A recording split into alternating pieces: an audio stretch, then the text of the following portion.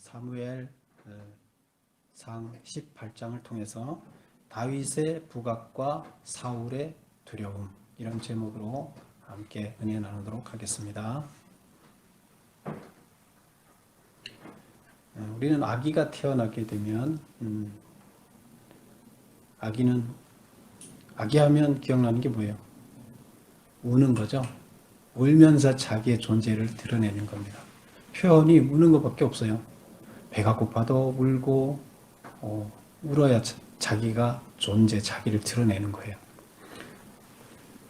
아기들이 제일 두려울 때가 언제일까요? 아기들이 제일 두려울 때는 엄마가 사라지는 거예요. 엄마가 떨어지면 거의 견디지 못하는 거예요. 왜 그럴까요? 두려워서. 엄마가 없으면 아무것도 안 될 것 같아요. 그래서 엄마한테 의존해야 됩니다. 근데 어느 정도 시간이 지나면 이제 엄마가 없어도 혼자 견딜 수 있는 방법을 터득하게 되는데, 그래서 그것은 엄마가 없는 두려움 때문입니다. 여러분, 국가의 왕은 제일 두려운 게 뭘까요? 왕이 제일 두려워하는 게 뭘까요? 왕은 자기 정권을 뺏기는 겁니다. 자기가 왕 자리를 잃는 겁니다. 왕은 거의 신이잖아요. 신적인 존재잖아요. 누가 자기를 어떻게 할 수 없잖아요. 자기 마음대로 할 수 있는 그런 권한을 가진 게 왕이에요. 현대 대통령하고 틀리죠. 과거의 왕은 거의 신이에요. 근데 그 자리를 뺏긴다 그러면 그게 가장 두려운 거죠. 오늘 본문에 사울의 두려움에 대해서 나옵니다. 사울의 두려움이 과연 무엇일까? 여러분들은 자기 자신을 지금 한번 돌아보면서 내가 가장 두려운 게 뭔가 한번 생각해 보세요. 내가 가장 두려운 게 뭘까요? 나 자신한테 가장 두려운 게 뭔가를 잠깐 생각 한번 해보세요. 각자 생각해 보시고 오늘 결론 부분에서 다윗의 두려움과 나의 두려움과 그것이 합당한 두려움인가, 그걸 한번 찾아보는 시간이 되도록 하겠습니다. 오늘은 17장에서 이어지는 이야기입니다. 우리 17장 마지막 절을 한번 볼까요? 17장 마지막 절 58절 보면 사울이 그에게 묻되 소년이여 누구의 아들이냐 하니 다윗이 대답하되 나는 주의 종 베들레헴 사람 이새의 아들입니다. 이렇게 얘기를 합니다. 그래서 왜 물어봤죠? 전쟁에서 골리앗을 쓰러뜨리고 그 다음에 그 여세를 몰아서 블레셋 사람들을 다 추격을 해서 승리를 하는 그런 역할을 해냈어요. 무서워서 떨고 있다가 갑자기 전세가 역전돼서 전쟁에서 승리하게 된 거죠. 그 핵심 키워드가 바로 이 소년, 15살 소년 다윗 때문이었어요. 그러고 나니까 이제 물어봐 본 거죠. 너 누구 아들이냐? 그래서 이새의 아들입니다. 18장 이제 1절 보면 다윗이 사울에게 말하기를 마침에 이제 왕이 물어보니까 나 이새의 아들입니다. 말을 마침에 요나단의 마음이 다윗의 마음과 하나가 되어 요나단이 그를 자기 생명과 같이 사랑하니라. 요나단은 누구예요? 사울의 아들인데 지금 본문에서 이렇게 보면 사울의 아들 중에 등장한 사람이 누가 있어요? 현재까지 요나단밖에 없죠. 그리고 요나단이 사울하고 같이 군대를 반으로 나눠서 하나는 요나단이 군대를 지휘하고 또 한쪽은 사울이 지휘하고 이럴 정도로, 그렇다 그러면 자연스럽게 가면 다음 왕은 누가 될 거예요? 될까요? 요나단이 후계자예요. 다음 후계자, 사울 생각에서는 그렇게 하고 있는, 그리고 국민들도 이제 그렇게 생각을 하고 있는 그런 사람이 바로 요나단이에요. 그래서 그 요나단이 지금 누구를 사랑한다고요? 다윗을 자기처럼, 자기 자신처럼 사랑한다. 이렇게 시작을 합니다.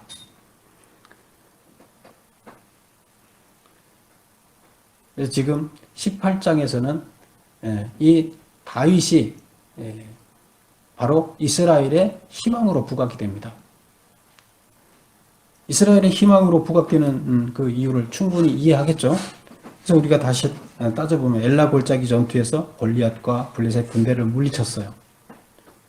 그러니까 뭐 이런 사람이 어디 있어요? 군인들도 다 못 해내고 왕도 못 해고 아무 국민들도 아무도 못 해낸 것을 그 어린 소년이 해냈어요.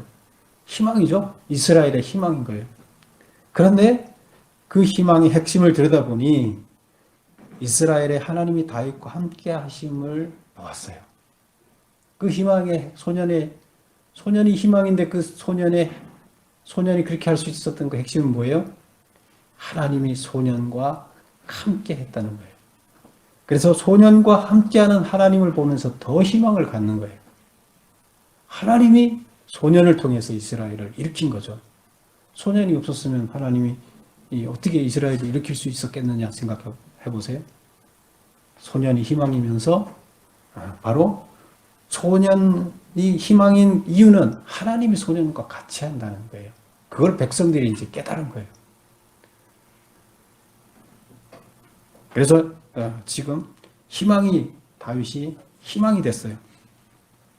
그런데 지금 사울의 후계자인 요나단이 다윗을 사랑한다고 얘기를 합니다. 자기 몸처럼 사랑한다. 왜 자기 몸처럼 사랑한다고 했을까요?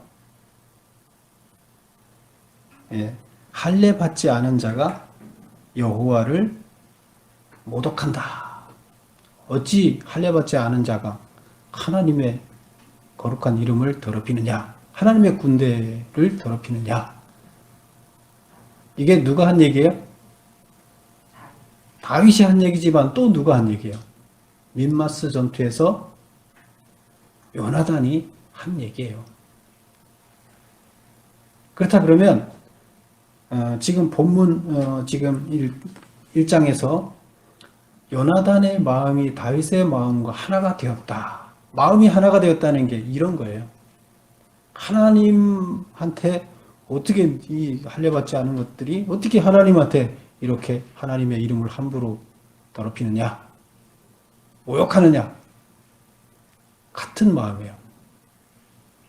바로 요나단이 소년이 나타나기 전에 그렇게 했었는데 그 똑같은 이야기, 똑같은 입장에서 의분을 갖고 나와서 싸운 소년이 바로 다윗인 거예요. 요나단이 봤을 때는 어떻게 했어요? 와, 이런 놈이 있네? 이런 아주 어린데도 불구하고 이런 놈이 다 있네? 너무 기특한 거죠. 이제 다음 자기가 후계자가 돼서 나라를 이끌어 간다고 생각하고 있었는데 이 소년이 대단히 훌륭한 거예요. 자기 봤을 때는. 자기보다 훨씬 훌륭한 거예요. 그래서 요나단은 그걸 그대로 받아들입니다. 그 소년. 너무 기쁜 거예요. 이 나라에 이런 소년이 있다니. 그래서 할례받지 않은 자가 여호와를 모독한다. 이런 의분을 갖는 데서 동질감을 느끼고 좋아하게 됩니다. 그 다음에 하나님 앞에서 평생 우정과 신뢰를 유지하자는 맹세를 하게 됩니다. 근데 여기 본문에서는 3절에 보면 요나단은 다윗을 자기 생명과 같이 사랑하여 더불어 언약을 맺었으며 이렇게 얘기를 합니다. 언약을 맺었다는데 언약이 무슨 언약을 맺느냐는 거죠. 무슨 언약을 맺는 거예요? 언약이 우리 같이 손잡고 나라를 일으키자. 이 이스라엘 나라를 세우자. 하나님의 나라를 온전히 세우자. 이제 이렇게 해서 약속을 하는 거죠. 누구 앞에서? 이 언약식은 그냥 뭐 손 걸고 약속하는 게 아니에요. 말로 하는 게 아니에요. 성경에서 나오는 이 언약식이라는 것은 하나님 앞에 양을 잡아서 제사를 드리는 거예요. 그래서 양을 두 쪽으로 나누는 거죠. 나누면서 만약에 약속을 지키지 않으면 둘 중에 하나는 당신이 죽여도 나는 할 말이 없다. 이 약속을 어기면 당신이 나를 죽여도 줬어. 이런 약속이에요. 바로 이런 언약을 둘이 한 거예요. 뭘 위해서? 하나님 나라를 만들어 가자. 우리 서로 연합해서 같은 마음으로 하나님 나라를 이끌자. 요나단이 자기의 겉옷과 군복, 칼, 활, 띠를 다 벗어서 줬어요. 언약을 하고 나서. 근데 사실 이 지금 요나단이 입고 있는 옷은 왕자가 입는 옷이에요. 아무도 입을 수 없는 옷이에요. 근데 그 옷을 다윗한테 줬어요. 이것은 무슨 일인 거예요? 내 자리를 너한테 주겠다. 이거랑 똑같은 거예요. 너와 나는 너고 너는 나다. 나 왕자리, 난 너한테 줄 수 있어. 그런 마음으로 지금 하는 거예요.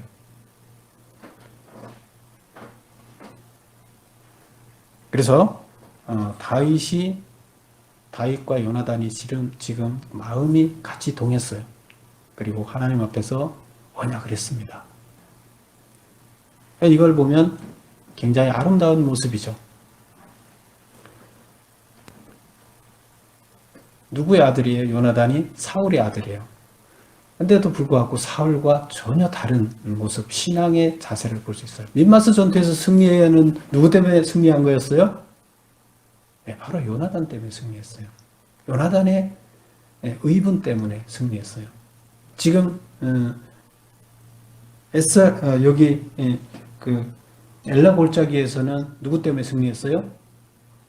다윗의 의분 때문에 승리한 거예요. 하나님이 거기에 역사하신 거예요.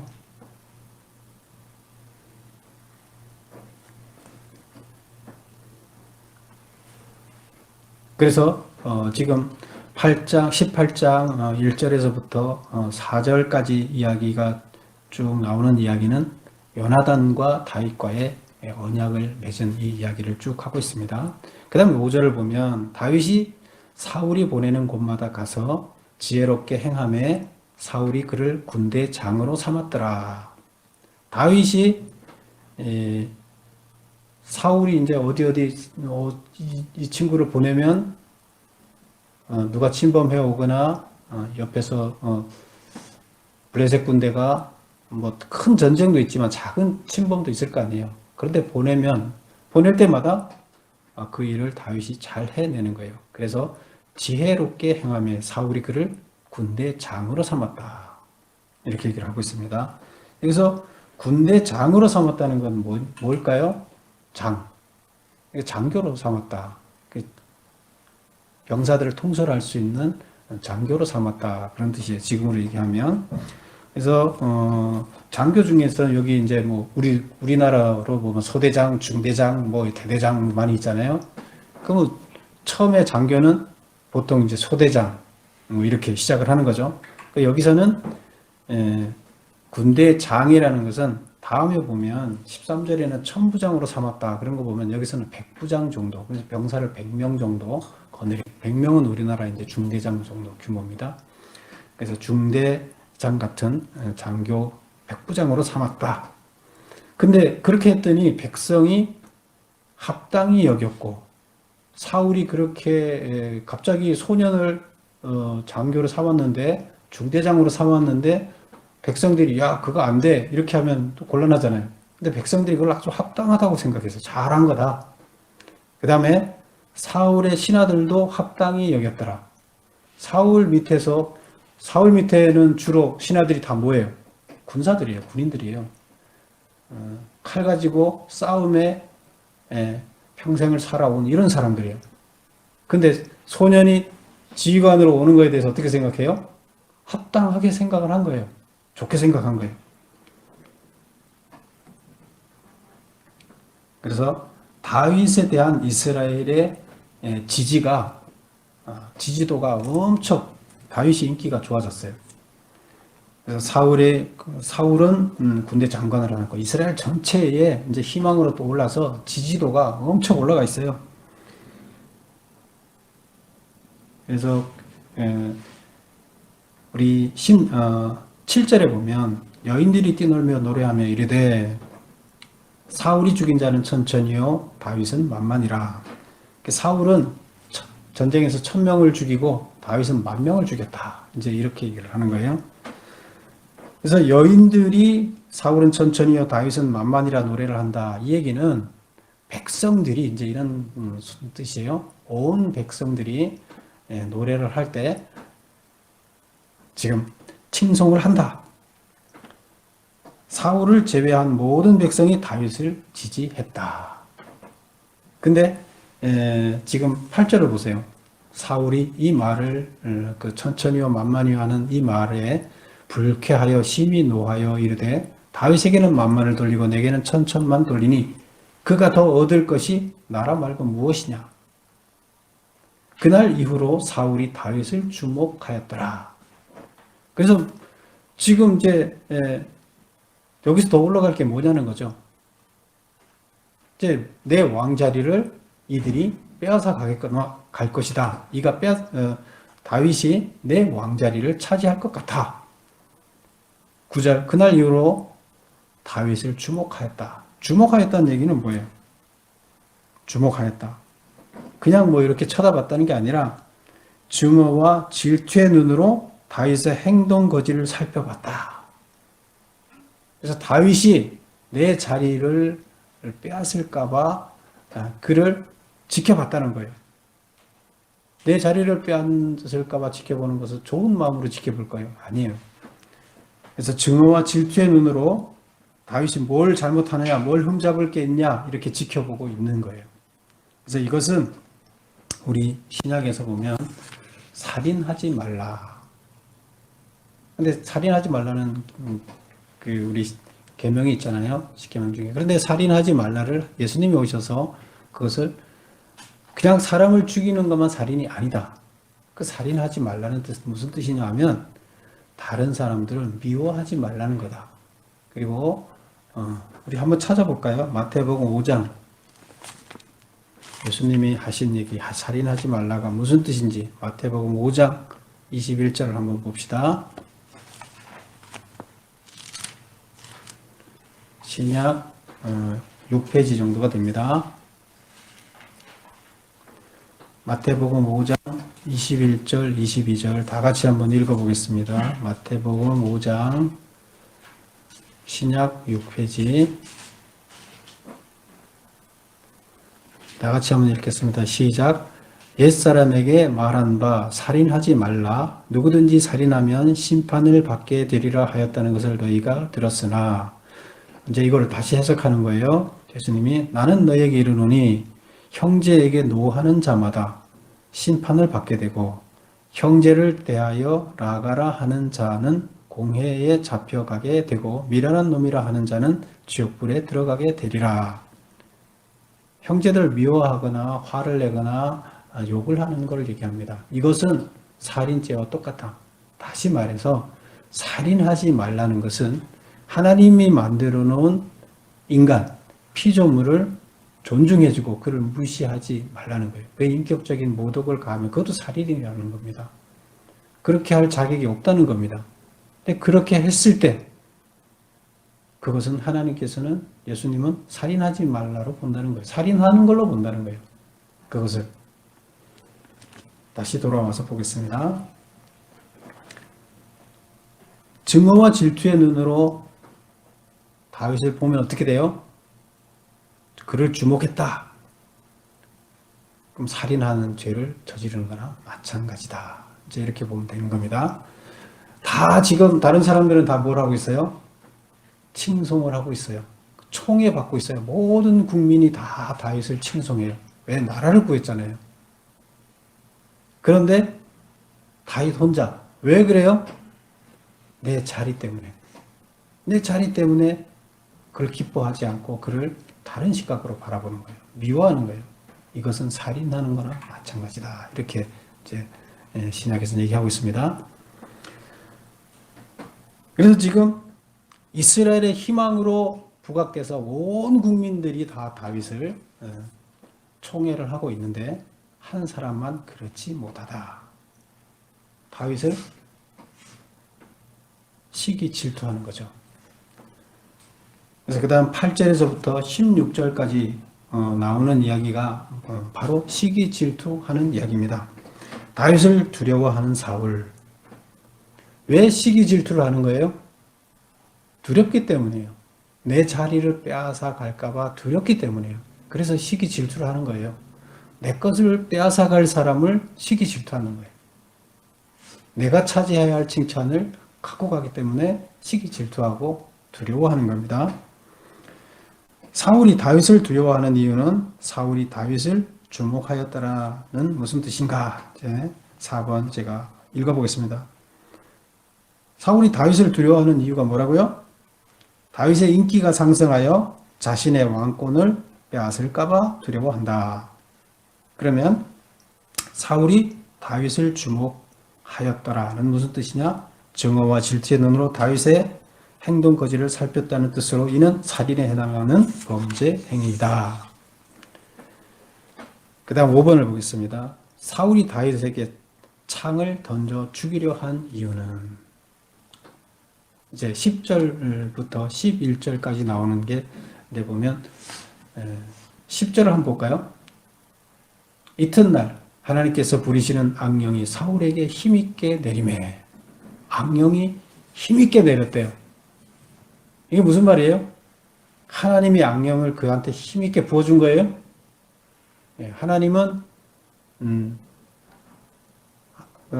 악령을 사용하지 않는다고 얘기를 했죠. 그러면 악령이 힘있게 내려왔다. 무슨 뜻이라고요? 우울증이 심해졌다. 이런 거예요. 하나님이 그 안에 계시지 않기 때문에 하나님이 계시지 않는 곳에는 악한 영들이 들어올 수도 있고 우리의 마음이 허전합니다. 그래서 우리들이 우울증을 겪게 되는데 바로 큰 우울증의 강도가 강해졌다는 거예요. 그 집안에서 정신없이 떠들어대며 그래서 막 헛소리하면서 다윗이 헛소리하면서 사울이 그러니까 다윗이 뭘 해야 돼요? 수금을 타서 이제 평안하게 마음을 잠재워주잖아요. 수금을 타는 자니까 수금을 타는데 그때 사울의 손에 창이 있는지라. 그전에는 이런 일이 있을 때는 수금을 타면 다시 잠잠해졌다 그랬어요. 악령이 떠나갔다. 잠잠해졌다. 근데 지금은 안 잠잠해져요. 그가 스스로 이르기를 내가 다윗을 벽에 박으리라 하고 사울이 그 창을 던졌으나 다윗이 그의 앞에서 2번 피하였다. 잠잠해지는 게 아니라 창을 들어서 지금 다윗을 죽이려고 한 거예요. 하나님이 부리는 악령이 힘있게 내렸기 때문에 죽이려 한 거예요. 하나님의 악령이 힘있게 내렸다. 우울증이 강해졌다. 왜 우울증이 강해져요? 하나님이 계시지 않고 악령이라는 것은 자기의 악한 마음, 미워하는 마음이 강해진 거예요. 미워하는 마음이 강해졌다. 점점 강해졌다. 이것을 악령이 힘있게 내렸다. 이렇게 얘기를 하는 거예요.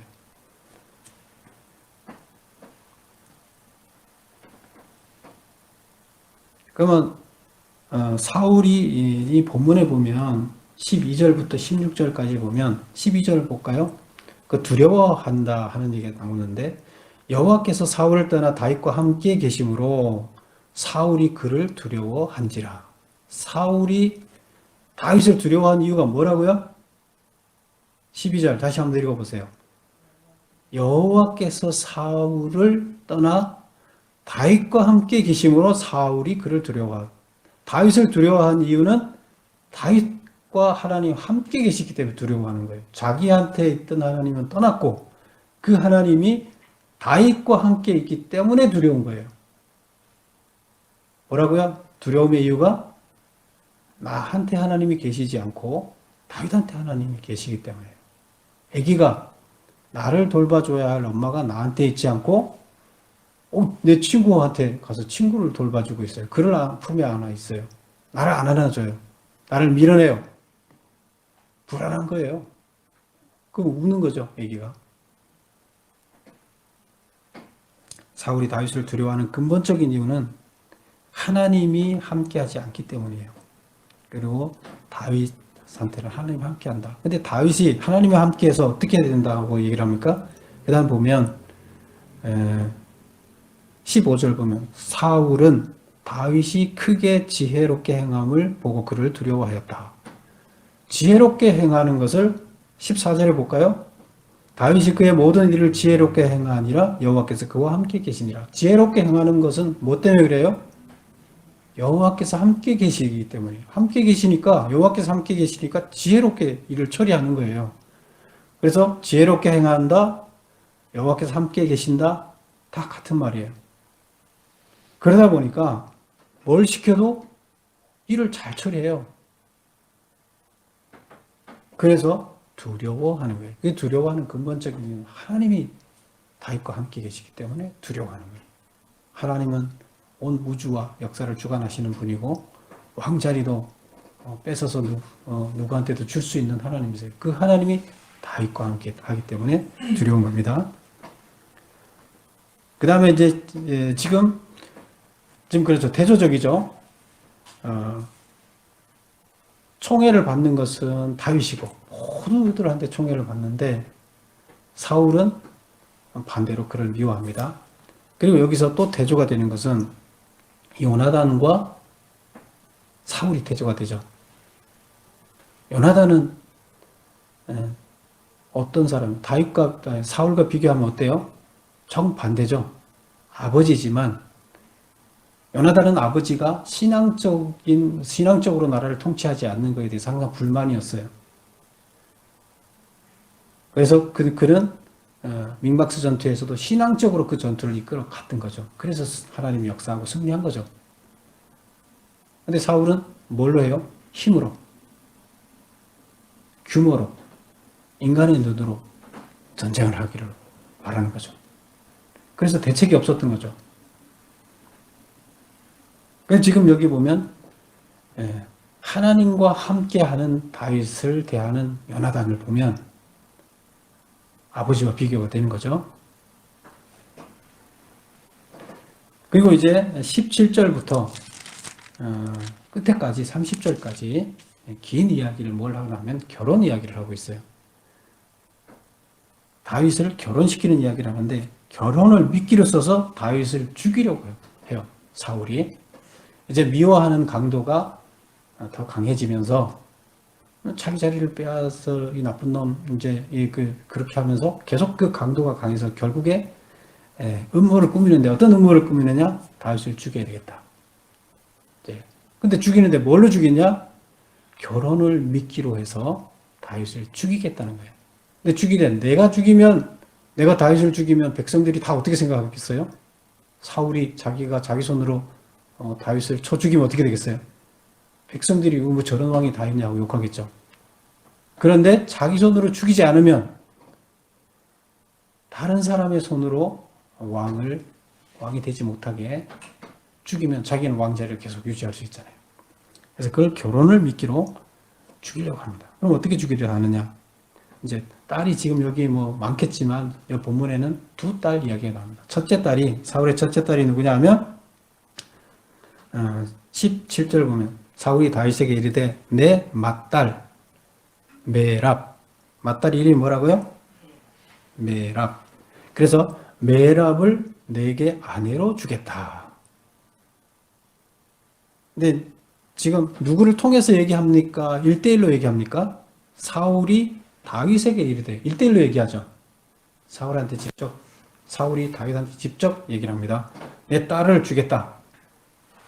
오직 너는 나를. 그럼 조건이 있겠죠. 뭘 하라고 하냐면 오직 너는 나를 위하여 용기를 내어 여호와의 싸움을 싸우라. 블레셋하고 싸우라.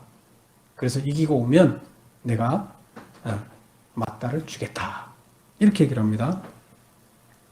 그런데 그 다음 구절을 보세요. 이는 그가 생각하기를, 겉으로는 이렇게 말하지만 속으로는 무슨 생각을 합니까? 내 손을 그에게 대지 않고 블레셋 사람들의 손을 그에게 대게 하리라. 내 손으로 죽이지 않고 블레셋 사람 손으로 그를 죽이게끔 하겠다. 군대를 많이 줄까요? 안 줄까요? 많이 안 주는 거예요. 그리고 죽을 수밖에 없는 상황에 몰아넣고 거기다 내보내는 거죠. 가서 싸우라고. 그렇게 하면 반드시 죽을 것이다 생각을 하는 거예요. 그래서 아내로 주겠다고 한 이유는 딸을 주는 조건으로 블레셋과의 전쟁에 참여토록 하여 블레셋의 손으로 다윗을 죽이기 위해서다. 결과는 어떻게 됐어요? 싸움에 이겼으나 딸을 다른 사람에게 시집 보냈다. 19절 한번 읽어볼까요? 사울의 딸 메랍을 다윗에게 줄 시기에 결혼을 시킬 시기에 이건 무슨 말이에요? 다윗이 그 약속을 지켜서 결혼 조건이 만족됐다는 얘기잖아요. 그래서 이제 결혼을 시켜야 될 시기가 됐다는 거예요.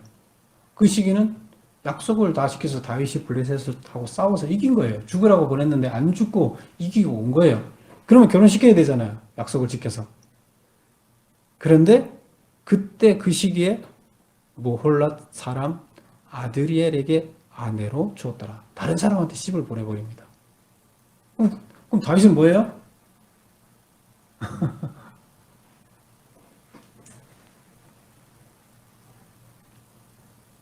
그래서 싸움은 이겼으나 딸을 다른 사람에게 시집을 보냅니다. 그 다음에 이제 또 두 번째로 첫 딸은 그렇게 했어요. 20절 보세요. 두 번째 딸이 또 있어요. 사울의 딸 미갈이 다윗을 사랑하며 어떤 사람이 사울에게 알린지라 사울이 그 일을 좋게 여겨. 근데 이게 좋게 여긴 이유가 또 요걸 가지고 다윗을 죽일 기회를 만들어 보겠다. 그래서 좋게 여긴 거예요. 그래서 21절 스스로 이르되 속으로 이렇게 생각을 합니다. 무슨 생각으로 좋게 여겼냐면 내가 딸을 그에게 주어서 그에게 올무가 되게 하고 블레셋 사람들의 손으로 그를 치게 하리라. 그런데 22절 보면 사울이 그의 신하들에게 명령하되 너는 다윗에게 비밀히 말하여 이르기를 왕이 너를 기뻐하시고 모든 신하도 너를 사랑하니 그런즉 내가 왕의 사이가 되는 것이 좋겠다. 이렇게 얘기를 하라는 거예요. 직접 얘기를 해요? 아니면 간접적으로 얘기를 합니까? 자기는 죽일 계획을 다 갖고 있지만 자기가 직접 나서지 않고 이미 지난번에 한번 약속을 했다가 약속 어겼잖아요. 결혼도 안 시키고 약속 어겼잖아요. 근데 이게 첫 약속 어긴 게 아니에요. 그 앞전에 또 약속을 어겼어요. 결혼 약속을. 언제였어요? 엘라 골짜기 전투에서 그랬죠. 조건을 세 가지 걸었죠. 지금 골리앗을 이기게 되면 첫 번째 뭐예요? 많은 돈을 주겠다. 두 번째, 공주를 아내로 주겠다. 세 번째, 그 아버지 집안에 세금을 다 면제해 주겠다. 이 세 가지 조건을 걸었어요. 그런데 결혼을 지금 못 했잖아요. 그럼 약속을 지킨 게 안 지켜? 안 지킨 거예요. 벌써 결혼 약속 첫 번째 안 지켰죠. 지금 두 번째 안 지켰죠. 세 번째 그런데 또 결혼 얘기를 직접적으로 만나서 하면 믿을까요? 안 믿을까요? 안 믿죠. 다윗이. 그러니까 이제 부하들을 불러서 부하들이 중간에서 다리를 놔서 하게끔 유도를 누가 합니까? 사울이 작업을 합니다. 꼬시는 거죠. 미끼를 던지는 거죠. 그래서 딸을 주는 조건으로 블레셋 사람의 포피 100개를 요구하여 블레셋의 손으로 다윗을 죽이려고 이제 결혼시키게 하려고 결혼을 하라고 이제 또 제3자를 통해서 결혼을 성사시키려고 합니다.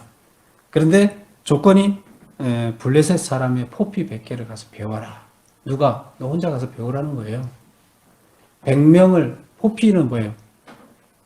남자 성기의 그 포경 수술할 때처럼 그걸 자르는 거예요. 잘라 갖고 오는 거예요. 그러면 그 사람을 멀쩡한 사람을 잘라 갖고 올 수 있겠어요? 가만히 있겠어요? 그 사람을 죽여야 돼요.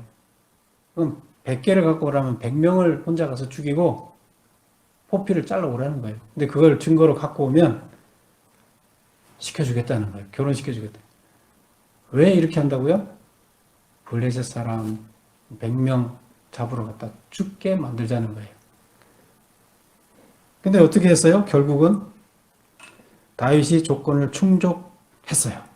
보면 다윗이 27절 보면 다윗이 일어나서 그의 부하들과 함께 가서 블레셋 사람 200명을 죽이고 그들의 포피를 가져다가 수대로 왕께 드렸다. 100개를 요구했는데 200개를 갖다 드렸어요. 그래서 사위가 되고자 하니 사울의 그의 딸 미가를 다윗에게 아내로 주었다. 둘이서 은밀하게 약속을 했을 때는 그냥 무시해버렸어요.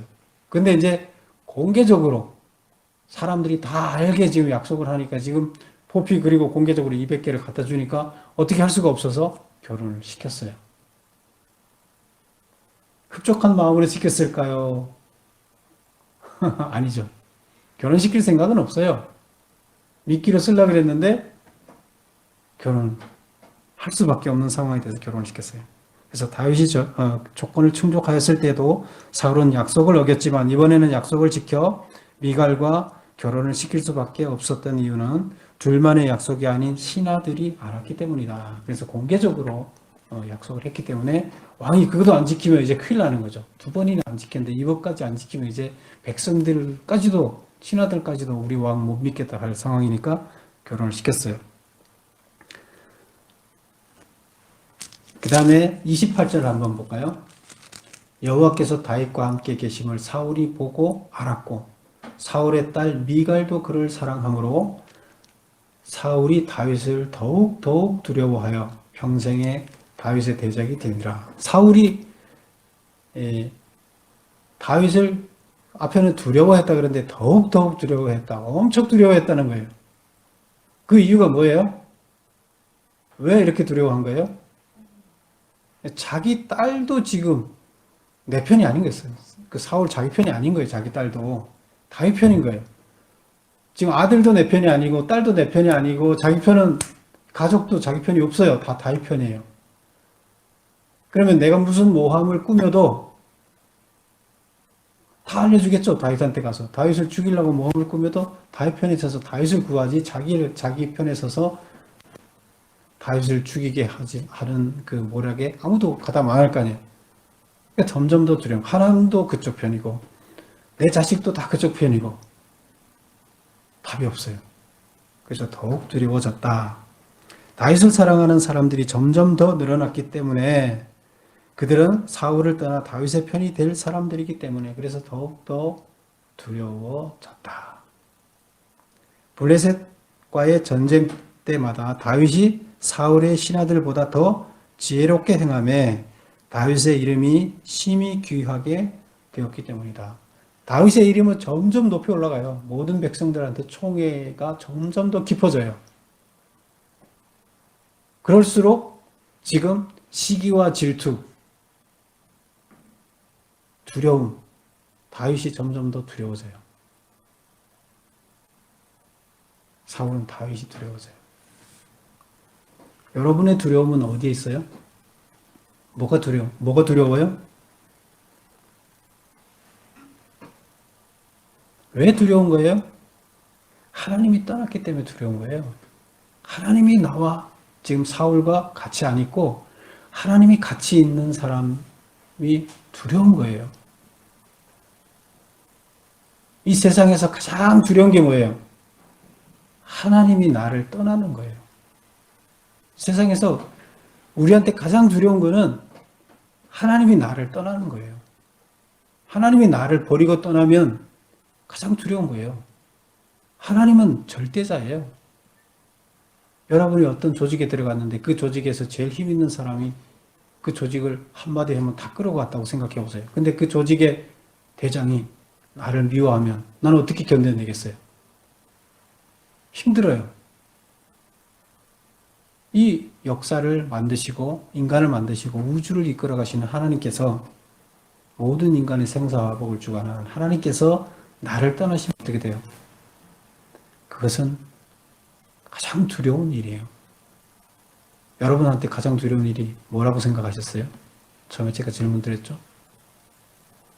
우리한테 닥쳐진 문제가 아니에요. 그 모든 문제는 하나님이 내 안에 계시고 하나님이 내 편이 되어주시면 다 해결돼요. 하나님이 나를 떠나면 그게 가장 두려운 거예요. 사울이 정신병에 걸린 거잖아요, 지금. 우울증에 걸리고 정신병에 걸리고. 왜 그렇게 됐어요?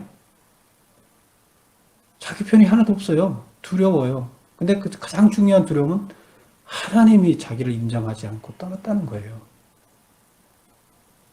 여러분, 그 상황이 되면 어떻게 되겠어요? 여러분 정신병 안 걸리겠어요?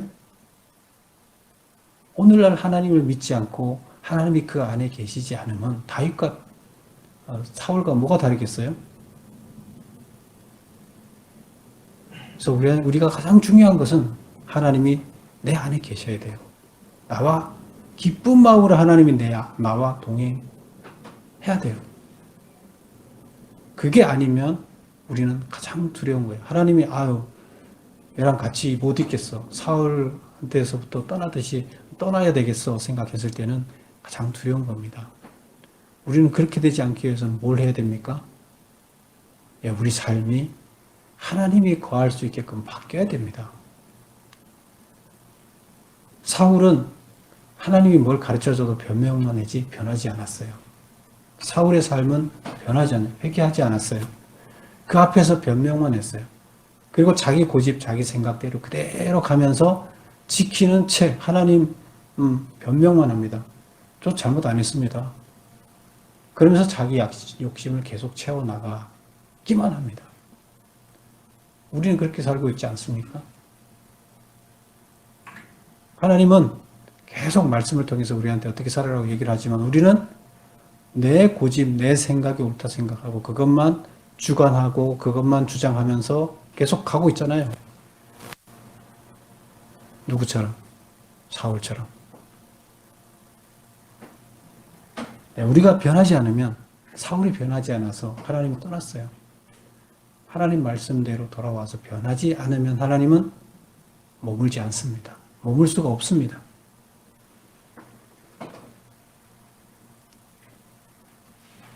여러분, 다윗처럼 하나님이 오는 여러분이 되시기를 축원합니다.